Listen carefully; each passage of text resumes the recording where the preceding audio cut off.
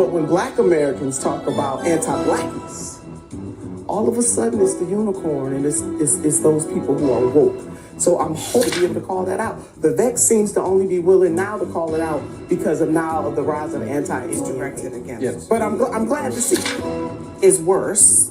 DEI is worse than a Jew-hating, Nazi-sympathizing bigot. I mean, let me go back to the point that we made. You were silent. You're a party. What are you talking about? You were silent. So don't talk to me now. Don't try to lecture us and lecture the American people about equality, sickening, and it's angry because that makes sense. We just listened to Vivek Ramaswamy are not providing the type of moral clarity. Can you say that Paul Ingrassia shouldn't belong in the I don't know Paul Ingrassia. Well, we had a Nazi streak. He said that. My recollection is when we debated it, I said, if you want to hurt people, if you think that there's a superior race over another or a superior group of human beings over another, then you are wrong.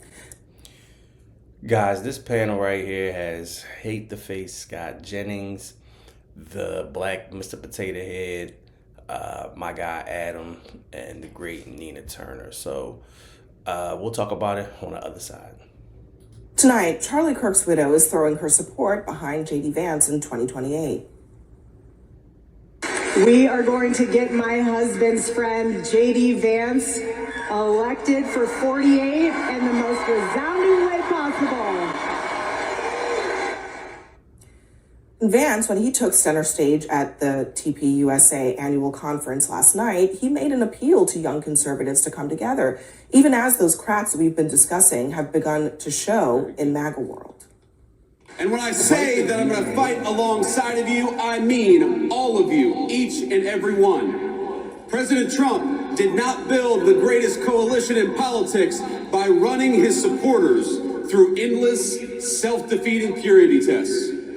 He says, make America great again because every American is invited. Before they start talking again, I just want to clarify and make it clear what JD Vance is saying. What JD Vance is saying is that within the Republican Party, within the MAGA movement, there will be no purity test. So there will be no amount of bigotry, no amount of racism, no amount of sexism that will get you excommunicated or put out of the party. You can be the Proud Boys, you can be Nick Fuentes, you can be Candace Owens, you can be any of these folks who have shown their racist and bigotry side. You can be any of those folks and you will have a place and will be welcome in the Republican Party and the MAGA movement. That is what JD Vance is saying. He was referring to a lot of the comments that we've been discussing, and I think actually he was also referring in part to a speech that you brought up from Vivek Ramaswamy, where he laid out all the things that maybe he would consider to be purity tests. Let's just play a little bit of that. If you believe that Hitler was pretty cool, you have no place in the future of the conservative movement. If you call Usha Vance the second lady of the United States of America, you have no place in the future of the conservative movement. Oh, yes, they do. Oh, yes, they do. It's quite the tonal contrast, Nina.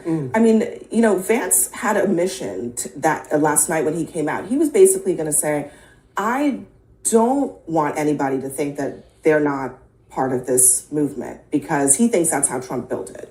Is he right? I mean, yeah, the president definitely benefited from stirring up bigotry, the latent bigotry that is already there. President Donald J. Trump did not create anti-Blackness or any other type of bigotry, but he certainly plays the tune to rattle up his base. Glad to see Vivek say something about it. In 2023, when he was before the Iowa, he spoke in Iowa in 2023, and he said the following. He said, I'm not sure the boogeyman white supremacists exist somewhere in America. I've just never met one in my life, right? Maybe I'll meet a unicorn sooner, and maybe those exist. So I'm glad that Vivek, who's running for governor of the great state of Ohio, my home state, is finally seeing the light because he wrote that op-ed. He talked about the rise of anti-Indian hate. But when Black Americans talk about anti-Blackness, all of a sudden it's the unicorn and it's those people who are woke. So I'm hoping that he is having a transition. The words that he said, I would have to agree with it. You can have a big tent, but you got to be able to call people out when they're wrong. And so if you are anti-Semitic, if you're you're Islamophobic, if you're anti-black, if you're anti-woman, if you want to hurt people, if you think that there's a superior race over another or a superior group of human beings over another, then you are wrong. And so you need leaders to be able to call that out. Vivek seems to only be willing now to call it out because of the rise of anti-Indian hate. Against. Yes. But I'm glad to see it though. The issue with Israel and the Republican Party confront you and say. So, what I think is interesting is, Vivek is talking about, that he doesn't see this white supremacy thread and could see a unicorn first before he see this white supremacist man. Now, we're going to go back into the Wayback Machine for a interview, and Vivek Ramaswamy is definitely seen a unicorn, plenty of them now after that. But I think it's important to point out that when the racism and the bigotry is directed towards black people, it does not exist in these folks' eyes. They will not acknowledge that there is any type of discrimination or racism towards black people. But watch how Vivek changes his tune.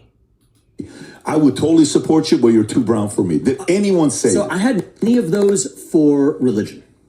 So I didn't have anybody come up and say that because of, well, there are people on social media who would make it, I would love to vote for you. It's difficult for me to vote for somebody else because I agree with you more, but I can't do that because you are Hindu. That came up a lot, especially in Iowa. Even the town. So let me just stop right there. So how these, I don't even really know how to describe, but how these idiots would try to justify it, would say something like Hindu hate or Hindu discrimination is not a terrible type of discrimination. That is discrimination, but it's okay discrimination. And you'll see how okay it is to discriminate. And my argument is, if somebody's going to discriminate because you are Hindu, then they're going to discriminate if you're Muslim. They're going to discriminate if you're black, and they're going to discriminate if you're a woman. These bigoted points of view don't just stop. These bigoted points of view are the fabric of white supremacy. You are so bright and articulate, and I guess I can call you articulate since you're not an American black. Can't say that about them. That's derogatory.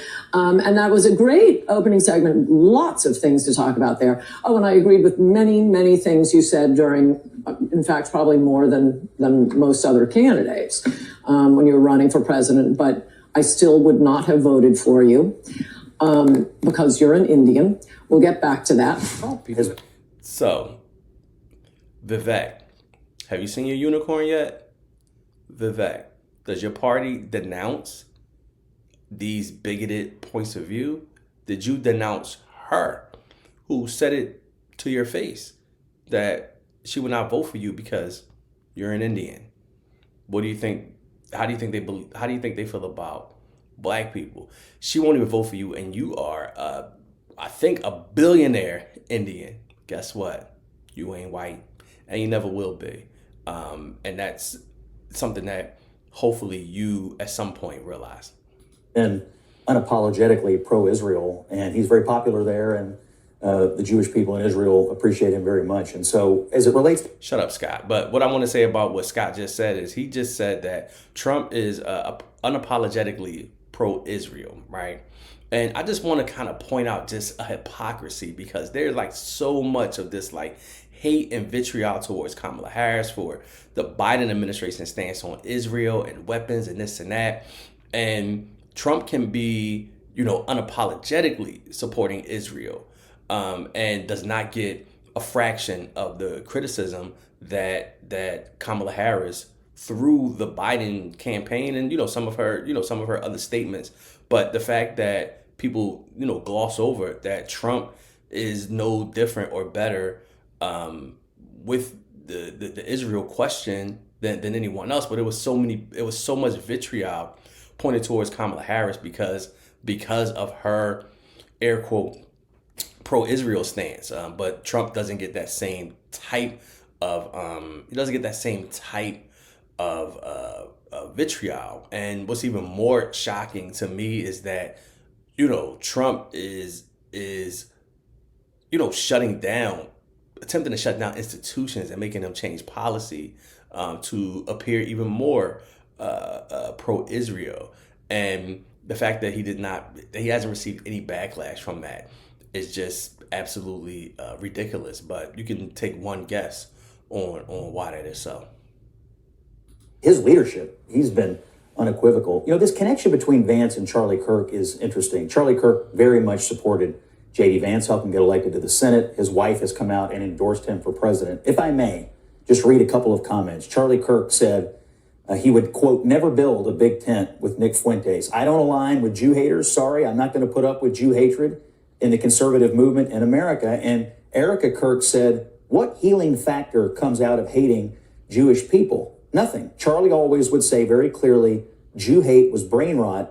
He would always say it. And so if you believe what is true, which is that Vance has a very strong connection to Erika and the Kirk family, they are long on the record of aligning with anti-Semitic. He's not taking that message, okay? Here's what he said. This is what JD Vance said today to a conservative outlet. He said, let's say you believe, as I do, that racism is bad, that we should judge people according to their deeds and not their ethnicity. Is Nick Fuentes really the problem in this country? He's a podcaster. He has a dedicated group of young fans. Some of them have been shitty to my friends and family, not least Mrs. Vance. Does that annoy me? Of course, but let's keep some perspective. For the last 10 years, I've watched half of our political leadership go all in on the idea that discriminating against whites in college admissions and jobs is not just okay, but affirmatively good. If you believe racism is bad, Fuentes should occupy 1 second of your focus, and the people with actual political power who worked so hard to discriminate against white men should occupy many hours of it.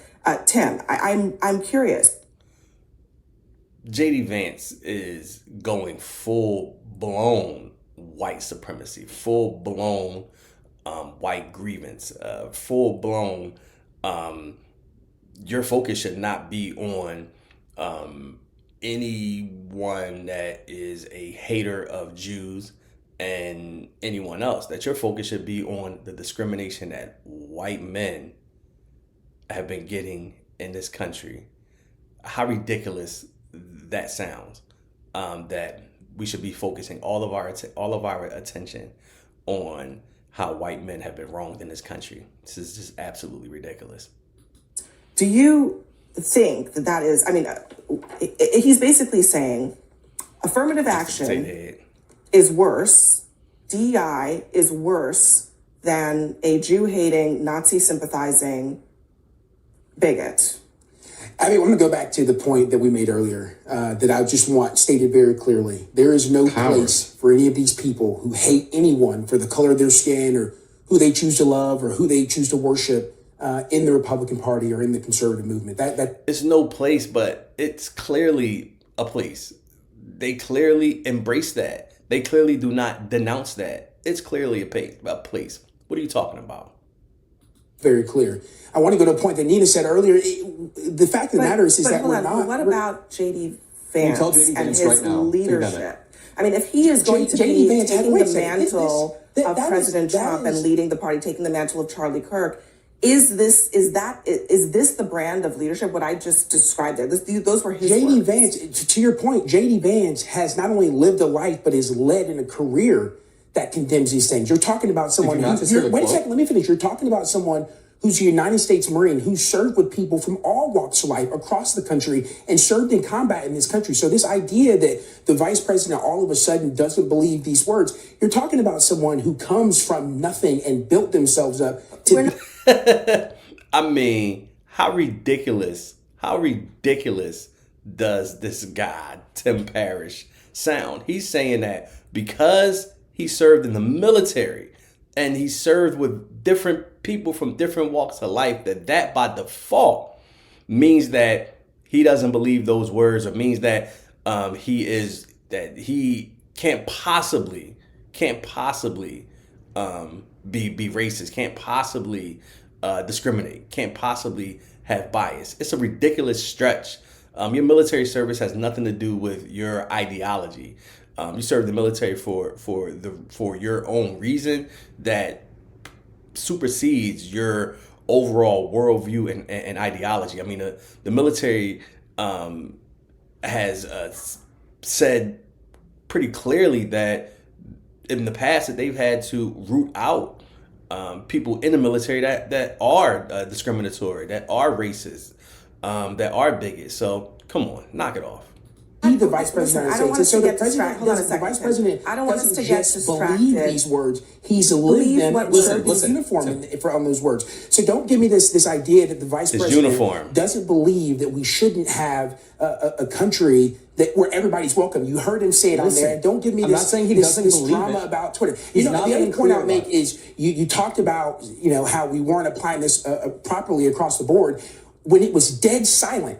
Dead silent. When Jay Jones, who was going to be the Attorney General in Virginia, who's going to be the Attorney General of Virginia, said that he wants to watch a woman's kids get shot, so he can urinate on their grave. And you were silent. Your party What are you talking and your about, group dude? was You don't know silent. me. So don't talk to me now. Don't try to lecture us and lecture the American people about equality and what's fair and who should be allowed in the party after your party sat silent after those words, and someone is now going to be the chief just listened to Vivek Ramaswamy. in the Commonwealth of Virginia. So let me just touch on this. So, there was I think the Lieutenant Governor of Virginia, don't quote me, but said some pretty disgusting things in a text towards another member of of I think the city council or some type of elected body, and he said some pretty disgusting things. That guy was universally condemned for it. Now, he wasn't kicked out of the party, but he was condemned for it. These comments were a few years ago, but he definitely said them. But there was a lot of backlash. Ultimately, they decided to leave it up to the voters on whether or not the voters were going to accept his apology, accept him, as the politician and the person that he said that he was, and he left it up to the voters. What the deflection that he's given is, we're talking about Lieutenant Governor in Virginia versus the Vice President of the United States, saying that we need to focus more on righting the wrongs that have been done towards towards white men, and that is the brand of the Republican Party. It is to feed its base this racist, bigoted meat for them to chew on, and for them to get excited and get riled up. They're losing the country and they're not getting jobs, and meanwhile, black unemployment is at an all-time high. So, it's all just based on fear, getting people activated and waking up a lot of this bigotry, racism, and discrimination. Vivek Ramaswamy. It's actually sickening and it's angering because it makes sense. We just listened to Vivek Ramaswamy. Let me just bring up another thing real quick. And for the Republican Party to,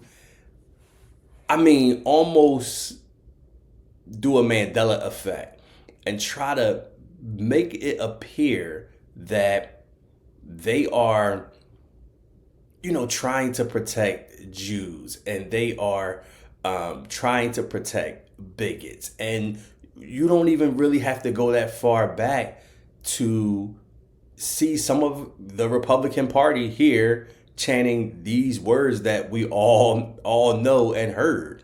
Jews will not replace us! Jews will... Replacement theory, also known as the Great Replacement, is not a new idea. Though this racist worldview has been around for more than a century, it's now part of our present-day political and media landscape.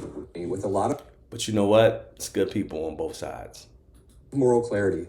Scott just read off Charlie Kirk and Erika Kirk quotes with a lot of moral clarity. I don't know if you were trying to convince us or JD Vance that there's no anti-Semitism, but There's a lot of moral clarity coming from these people, not from JD Vance. Like I'm going to say, he did not condemn the young Republican group chat. You could lie and say he did. He didn't. JD Vance has played fast and loose with this movement the entire time because he doesn't want to alienate the great movement. Right now, Scott played coy about Paul and Gracia and then took the moral high ground saying that we need clarity about these types of things. You are not providing the type of moral clarity. Can you say that Paul and Gracia shouldn't belong in the administration? I don't know Paul and Gracia. Well, We've had a Nazi debated streak. it. We've If he debated said it. that, can you say My that? recollection is when we debated it, I said I wouldn't waste any political capital on someone saying things this Well, stupid. he didn't get that was my Senate view on it. appointed job, but he did get appointed to a. Yeah, I mean, I personally wouldn't waste any capital on someone who says stupid things. It's not any Right. capital. It's a job offer being offered and accepted. He works in the administration now. It's as simple as that. But on Fuentes, look, there's no. Shut up, Scott. Paul and Gracia was nominated for a position in the Trump cabinet, or he was about to be nominated, and what came out was that he had made some comments, and one was that he has a little bit of a Hitler streak or a Nazi streak or some ridiculous thing that, you know, he should not have been saying. And he did not get this cabinet position or this position, this high level position. But what he did get was he got a different job in the Trump administration. So saying that you have a Hitler streak or a Nazi streak does not get you put out of the party. It does not get you not to get a job, and a job in the federal government under the Trump administration. You cannot tell me that you care about any of these, protecting people and these folks should not be in a part. You can't when there's been example after example of people who have revealed themselves and are still a part of the party.